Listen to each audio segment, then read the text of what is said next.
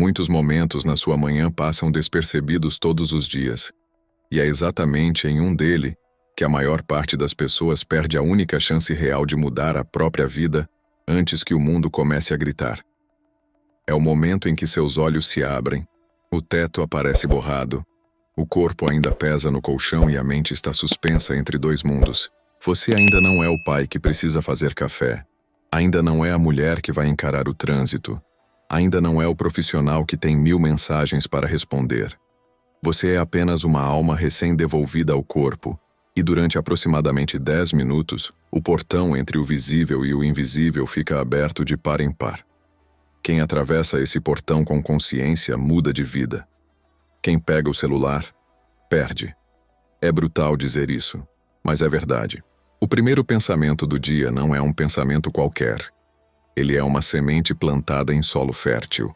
E o que você rega nos primeiros 10 minutos determina o que vai colher no resto das próximas 16 horas. E se eu te dissesse que nesses 10 minutos, quando você aprende a imaginar do jeito certo, algo acontece no invisível que você não consegue explicar com palavras, apenas sentir quando começa a ver as coisas se ajustarem ao seu redor, de maneiras que antes pareciam coincidência. Antes de continuar, se você sente que este vídeo chegou até você num momento específico da sua vida, deixa o coração aqui embaixo, se inscreve no canal e compartilha com alguém que precisa despertar para isso, porque o que vem a seguir, eu não quero que você escute sozinho.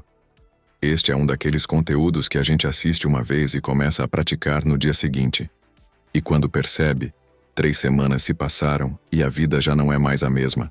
Vou te mostrar por que os 10 minutos ao acordar são, na verdade, um encontro marcado com o divino, um espaço sagrado onde o que você imagina deixa de ser fantasia e começa a ser construído por mãos que não são as suas. Prepare-se, porque a partir daqui não tem mais volta. Você vai olhar para o seu próprio amanhecer com outros olhos. A câmara secreta da mente ao amanhecer. Quando você desperta, seu cérebro não liga como um computador. Ele sobe lentamente por camadas de consciência, e existe uma dessas camadas que é praticamente um santuário. Os estudiosos da mente chamam essa faixa de estado teta, um padrão de ondas cerebrais lentas, profundas, quase líquidas, onde a barreira entre o consciente e o subconsciente desaparece. É o mesmo estado que monges tibetanos levam décadas tentando alcançar com meditação. E você acorda dentro dele todos os dias de graça, sem esforço, e joga fora sem saber. Nesse estado, o cérebro é uma cera mole. Tudo o que entra se imprime com uma profundidade que nenhum outro momento do dia permite. É por isso que a Bíblia fala tanto em buscar a Deus pela manhã.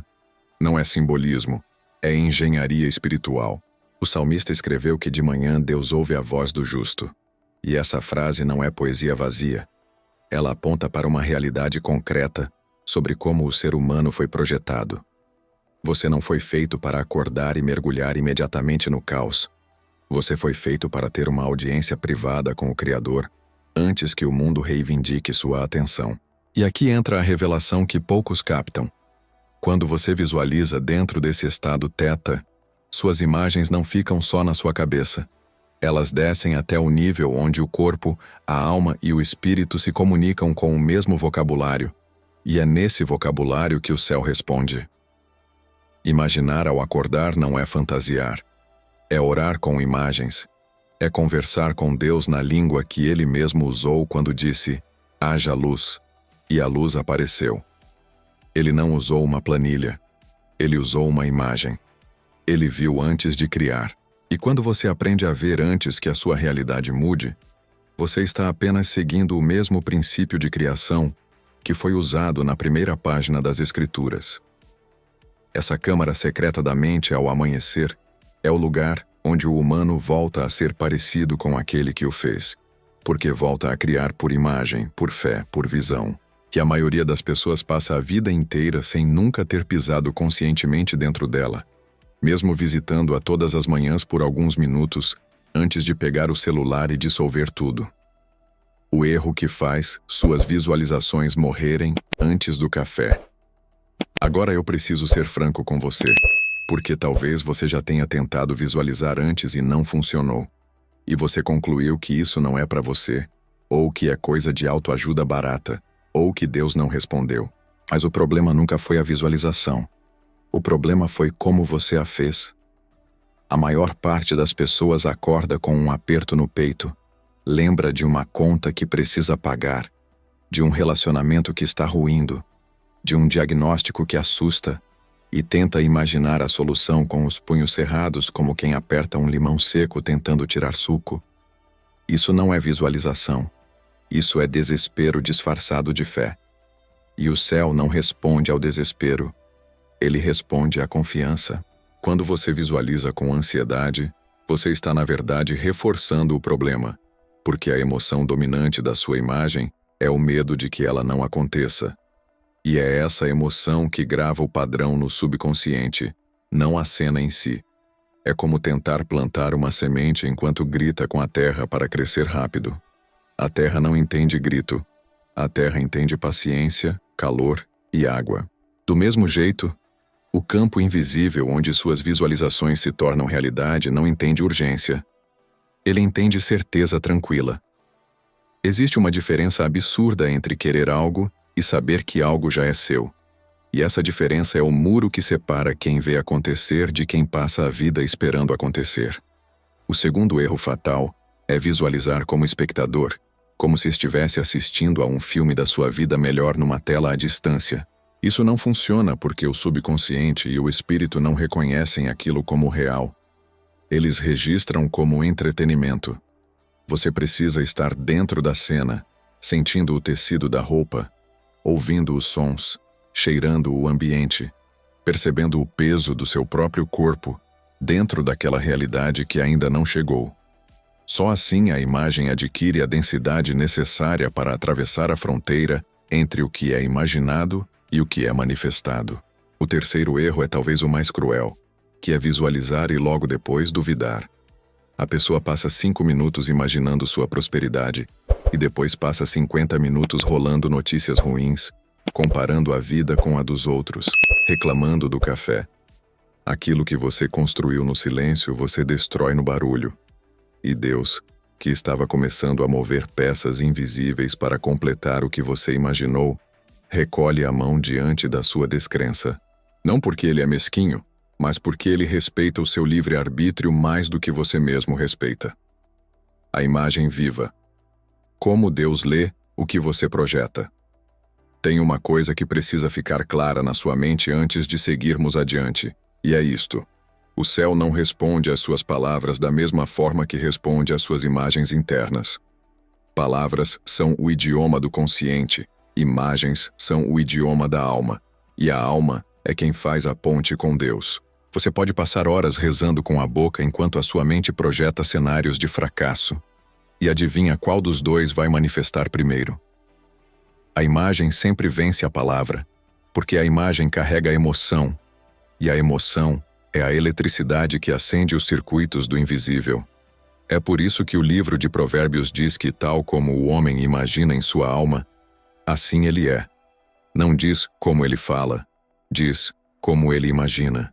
E Filipenses dá a receita completa quando orienta a pensar em tudo o que é verdadeiro, honesto, justo, puro, amável, de boa fama, porque essas palavras não são uma lista moral, são uma instrução de engenharia mental.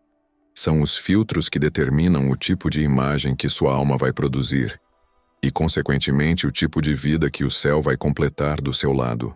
Deus não está no céu adivinhando o que você quer.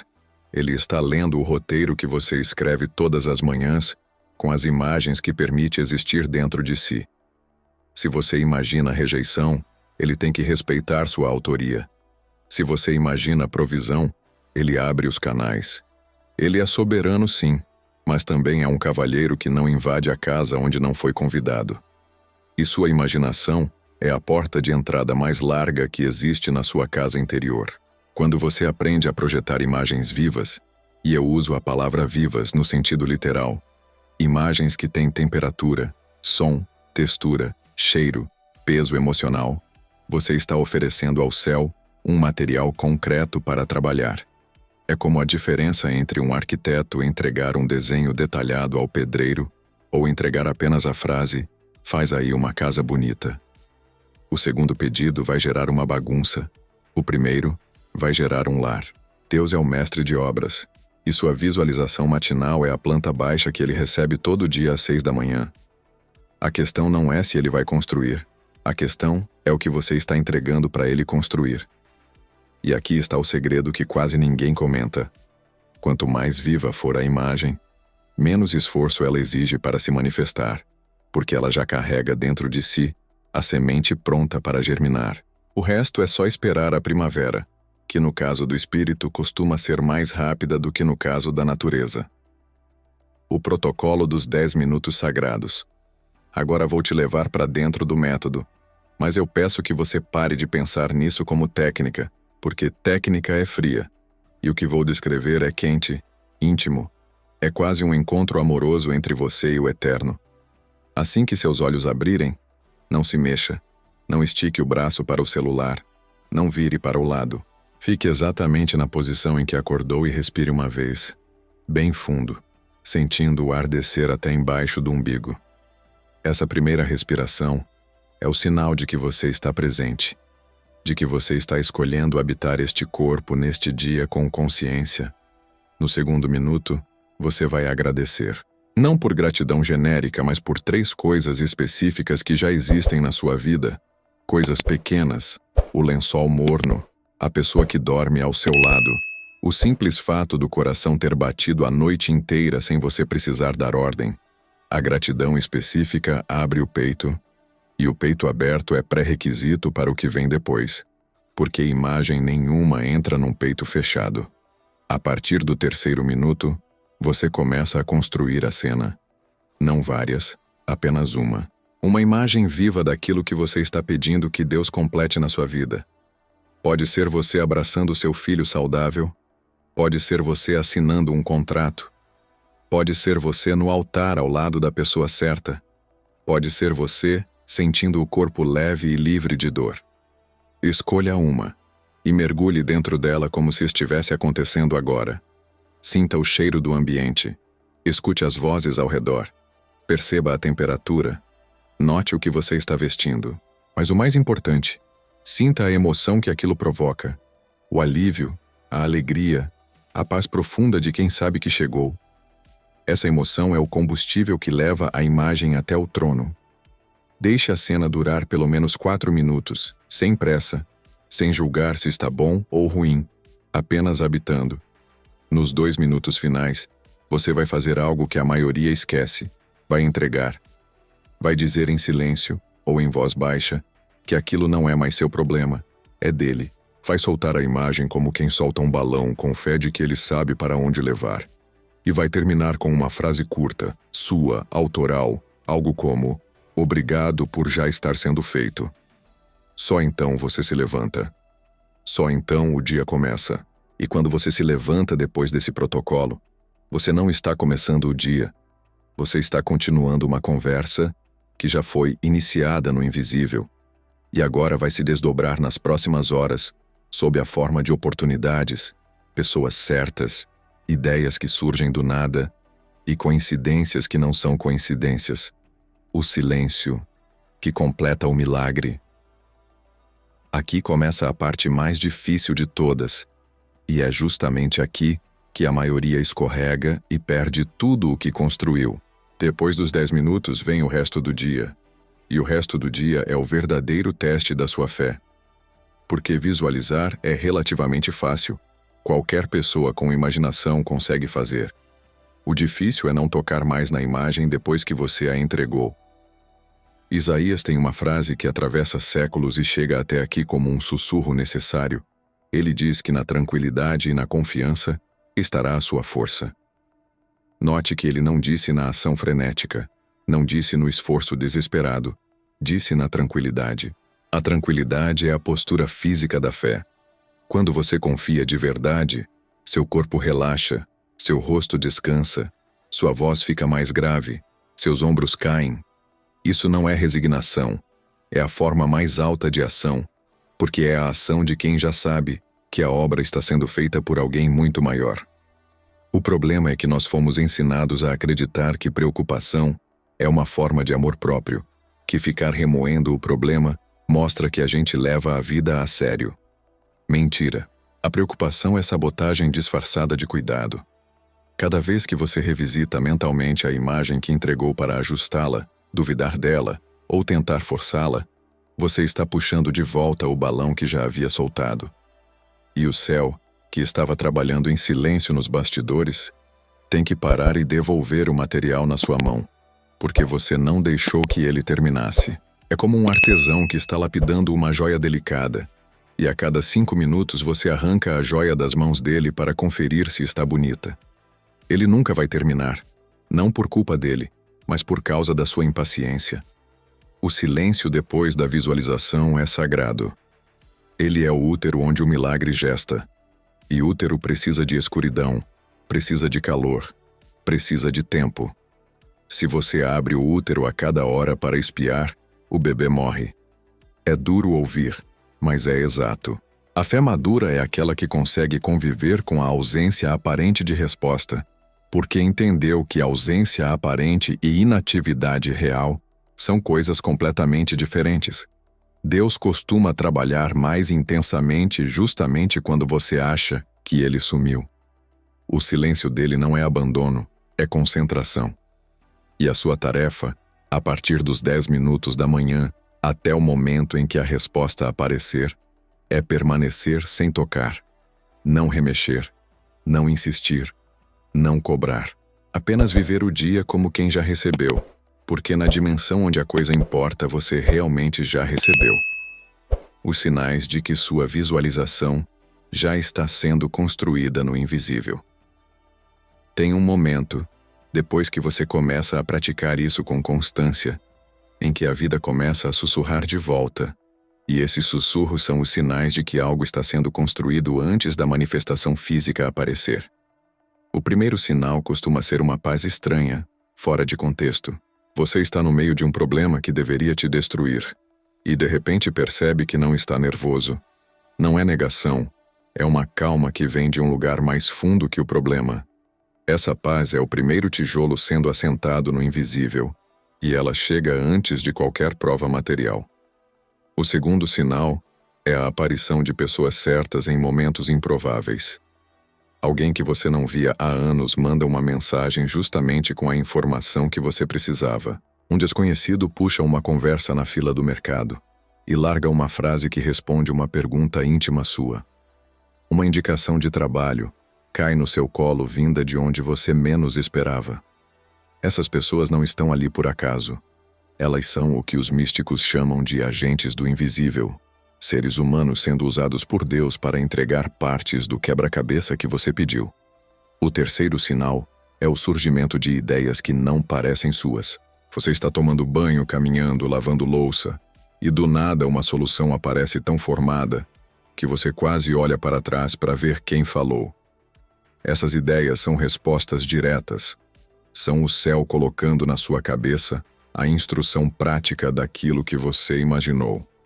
O quarto sinal é mais sutil, e é a perda de interesse pelo que antes te consumia. Aquilo que te tirava o sono começa a parecer pequeno.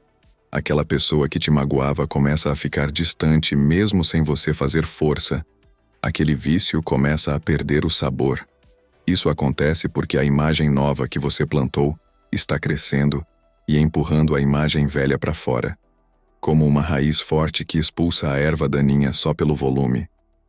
O quinto sinal, talvez o mais poderoso, é quando você começa a sonhar à noite com cenas parecidas com as que você visualiza de manhã.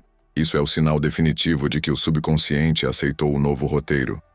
E quando o subconsciente aceita, o corpo físico é obrigado a seguir, porque o corpo é servo da mente profunda, nunca o contrário. E o sexto sinal que muita gente ignora é a sensação de que o tempo passou a favor. Você percebe que chega nos lugares na hora exata, que encontra vagas quando precisa, que os semáforos abrem, que os atrasos dos outros te protegem de coisas que você nem sabia que estavam vindo. O tempo começa a dançar com você em vez de dançar contra você. E isso é um dos sinais mais bonitos de que a sua visualização está sendo construída do lado de lá da cortina. Quando você aprende a identificar esses sinais, para de precisar da manifestação final para ter paz, porque você já sabe que ela está a caminho. E saber é o novo ter. O pacto do amanhecer. Quando imaginar, vira uma forma de adorar. Chegamos ao ponto onde tudo muda de natureza. E eu quero que você receba o que vem agora com o coração aberto, porque é a parte mais importante de tudo o que foi dito.